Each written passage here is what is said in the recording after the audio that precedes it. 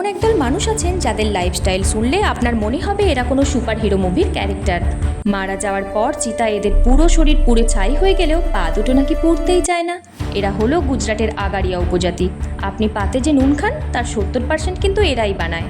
তবে ট্র্যাজেডি হলো তারা নিজেরা কেজি প্রতি নুনের দাম পায় মাত্র 25 থেকে 30 পয়সা, আর কোম্পানিগুলো সেটিকে প্যাকেটজাত করে আমাদের কাছে বিক্রি করে 20 থেকে 30 টাকায়। কচ্ছের মরুভূমিতে নোনা জলে বছরের পর বছর খালি পায়ে কাজ করতে করতে এদের পা দুটো আক্ষরিক অর্থেই নুন হয়ে যায়।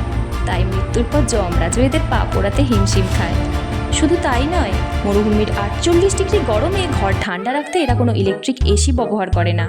এরা ঘরের দেওয়ালে বুনো গাধার পটি লেপে দেয়, আর তাতেই নাকি ঘর একদম কুলকুল শিমলা হয়ে যায়। গন্ধের কথা বাদই দিন ভাই, লাইভ বাঁচাতে গাধার পটি সই। মধ্যপ্রদেশের আগাড়িয়ারা আবার লোহা বানানোর জাদুকর। এদের তৈরি লোহায় 100 বছরেও মরিচা ধরে না, যা দেখে বিজ্ঞানীরাও কনফিউজড।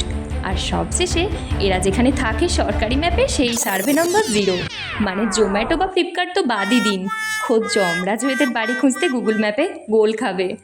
এই রিয়েল লাইফ সুপার হিরোদের গল্পটা কেমন লাগলো কমেন্টে অবশ্যই জানান, আর ভিডিওটি ভালো লাগলে অবশ্যই লাইক করে দেবেন এবং এসব অজানা ফ্যাক্টস জানতে আমাদের চ্যানেলটিকে এখনই সাবস্ক্রাইব করে দিন।